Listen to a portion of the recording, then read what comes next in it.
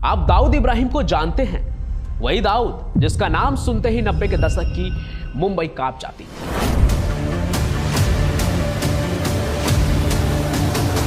जिसके पास बंदूकें थी, शूटर थे, डर था, दहशत थी। स्मगलिंग से लेकर बॉलीवुड तक अपना साम्राज्य खड़ा किया। कोई नहीं था जो कोई गैर कानूनी काम करे और दाऊद के सामने खड़ा हो सके। लेकिन आज मैं आपको एक ऐसे आदमी की कहानी सुनाने जा रहा हूं जिसने दाऊद के जमाने में भी दाऊद से भी बड़ा साम्राज्य खड़ा किया, जो हर दिन बिना जान जोखिम में डाले करोड़ों कमाता था, शायद उस समय दाऊद से भी ज्यादा। और हैरानी की बात यह है कि उस आदमी के पास ना कोई बंदूक थी, ना कोई शूटर, ना कोई खून से सना इतिहास। पुलिस उसके पीछे थी, दाऊद उसके धंधे पर कब्जा करना चाहता था, लेकिन कोई उसे जीत नहीं पाया। उस आदमी ने मुंबई को डर से नहीं चलाया, उसने मुंबई को नंबरों से चलाया। लेकिन ऐसा नहीं है कि दाऊद ने कोशिश नहीं की। यह कहानी है उस लड़ाई की जिसमें एक तरफ था डर का बादशाह दाऊद इब्राहिम और दूसरी तरफ था किस्मत का कारोबारी रतन खत्री। एक ने ताकत बनाई थी गोलियों से तो दूसरे ने ताकत बनाई गणित से। और इन दोनों के बीच जो टकराव हुआ वो कभी अखबारों में नहीं छपा, कभी फिल्मों में नहीं दिखाया गया, लेकिन मुंबई की गलियों में लोग आज भी उसकी कहानियां फुसफुसाकर सुनते हैं। ये वही कहानी है गन वर्सेज नंबर की। ये कहानी है दाऊद वर्सेज रतन खत्री की।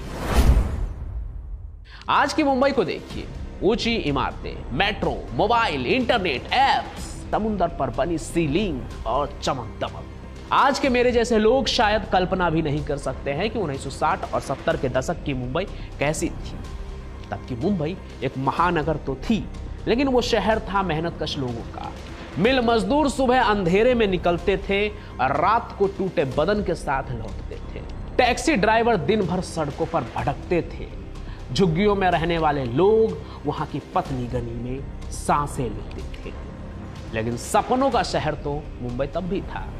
यहां जो आता था, जो काम करता था, सबके पास सिर्फ एक सपना था, किसी एक दिन किस्मत बदल जाएगी। उनके पास शेयर मार्केट नहीं था, उनके पास स्टार्टअप नहीं थे, लेकिन उनके पास एक चीज जरूर थी, उम्मीद। और उसी उम्मीद ने जन्म दिया मटका को।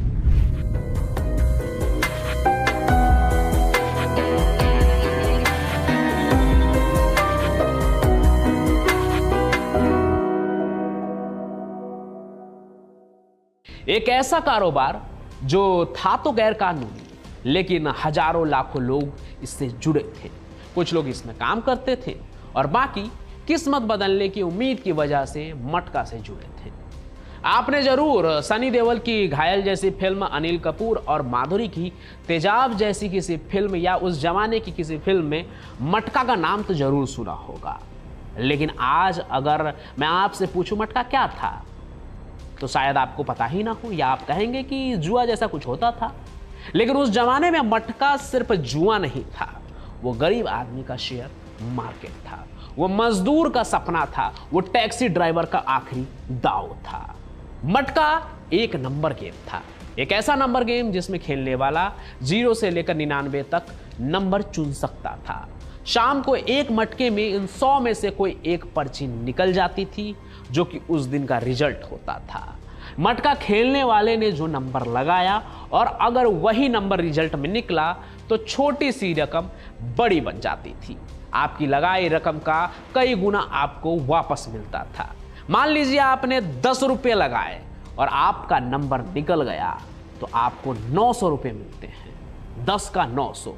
उस जमाने में 900 रुपये का मतलब था मटका खेलने वाले की एक महीने की कमाई। इसलिए लोग मटका खेलते थे क्योंकि उन्हें लगता था कि शायद आज नहीं तो कल किस्मत तो बदल जाएगी।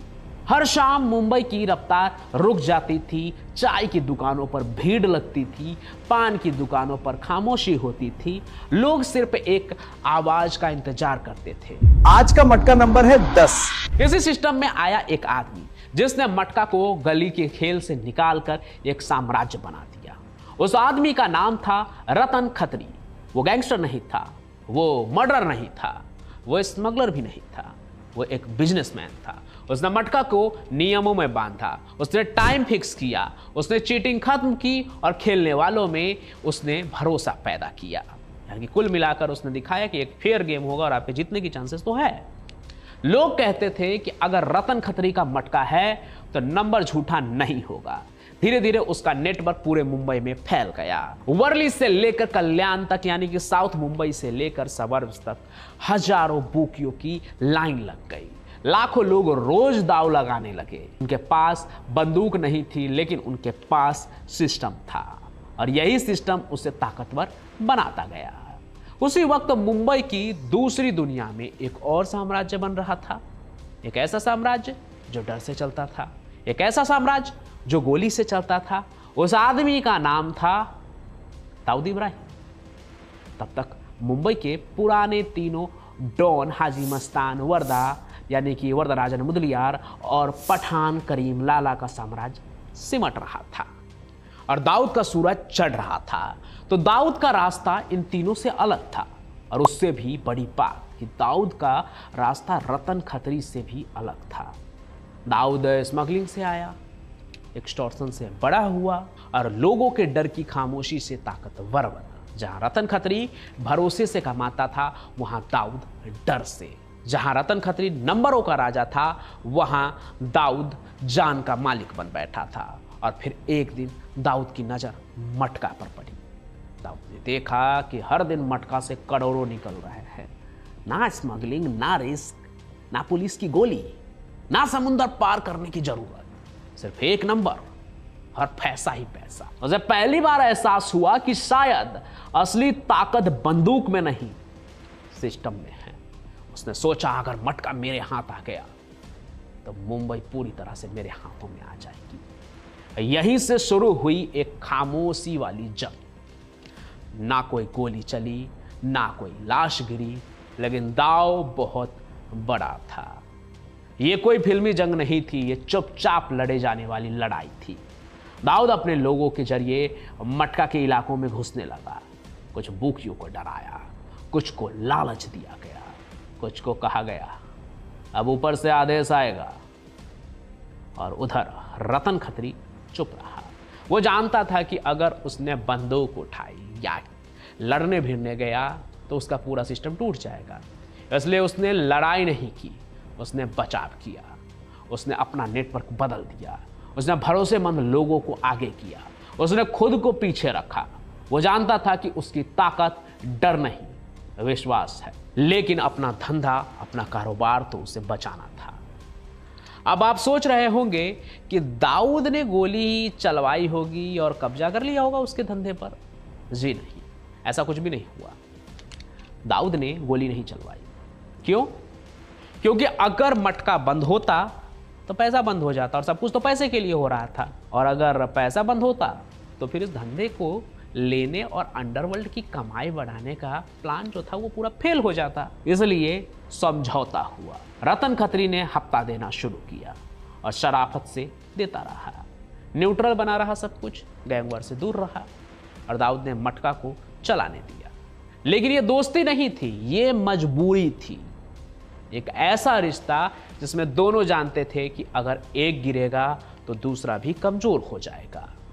लेकिन एक दिन सब कुछ खत्म। दाऊद की ताकत थी डर और उसने इसका इस्तेमाल हर कुछ समय में किया कि किसी तरह से रतन खत्री का कारोबार अपने हाथ में आ जाए। एक तरफ थी गोली, दूसरी तरफ गणित। लोग कहते थे दाऊद से जान जाती है और रतन खत्री से किस्मत बनती है। और शायद यही वजह थी कि रतन खत्री ने बिना बंदूक उठाए दशकों तक अपना साम्राज्य चलाए रखा। लेकिन फिर समय बदला। 1993 के धमाके हुए, दाऊद देश छोड़कर भाग गया और बेटिंग का, क्रिकेट में बेटिंग का काला धंधा शुरू कर दिया। इधर मुंबई पुलिस जाग गई, मटका पर रेड पड़ी, बुकियों को पकड़ा गया, नेटवर्क टूटने लगा और नई टेक्नोलॉजी आ गई। लॉटरी, क्रिकेट बेटिंग, ऑनलाइन जुआ, इन सब का असर बढ़ने लगा और पुराना मटका धीरे धीरे मरने लगा। रतन खत्री बूढ़ा हो गया, उसने खुद को अलग कर लिया और एक युग खत्म हो गया। आज हम दाऊद को जानते हैं क्योंकि उसने डर से राज किया, लेकिन हम रतन खत्री को नहीं जानते क्योंकि उसने सिस्टम से राज किया, और डर का कारोबार हमेशा बड़ा होता है। तभी तो आज लॉरेंस बिश्नोई दाऊद से बड़ा डर का कारोबार बनाने में लगा है। इतिहास हमेशा गोली चलाने वालों को याद रखता है, लेकिन सच ये है कि उस समय रतन खत्री ने शायद दाऊद से ज़्यादा पैसा कमाया, और उसने वो सब कुछ बिना जान को जोखिम में डाले किया। कानून को तोड़ा और दाऊद के सामने अपना धंधा अपने ढंग से चलाता रहा और दिखाया कि ताकत सिर्फ बंदूक में नहीं होती, ताकत दिमाग में होती है। तो ये थी कहानी दाऊद वर्सेज उस आदमी की जिसने मुंबई को नंबरों से चलाया। अगर आपको ये कहानी पसंद आई हो तो लाइक करें, शेयर करें और चैनल को सब्सक्राइब भी जरूर कर लें। कमेंट में बताइए कि आपको ये कहानी कैसी लगी और इस तरह की और भी कहानी आप चाहते हैं या नहीं। मैं पंचम प्रकाश अपनी कहानियों के साथ हाजिर होता रहूँगा। अगर आप फिक्शन कहानी पढ़ना पसंद करते हैं तो मैंने एक किताब लिखी है, उसने कहा आई हेट राइटर। ये किताब आपको फ्लिपकार्ट और अमेजन दोनों पर मिल जाएगी। तो यहाँ मैं क्राइम की कहानी सुनाता हूँ। ये एक क्राइम फिक्शन नोवेल है जिसे पढ़कर आप इमेजिनेशन की दुनिया में खो सकते हैं, एक डिटेक्टिव को जान सकते हैं। तो ये कहानी अगर आप पढ़ना चाहते हैं तो ज़रूर खरीदिए और मुझे भी बताइएगा कि आपको ये कहानी कैसी लगी पढ़ के। हम फिर मिलेंगे, तब तक के लिए जय हिंद, जय भारत।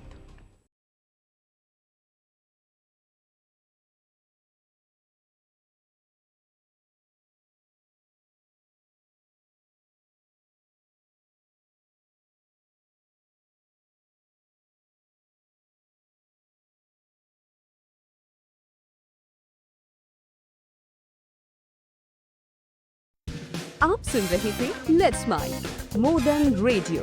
फॉलो कीजिए हमें हमारे सोशल मीडिया प्लेटफॉर्म्स पर।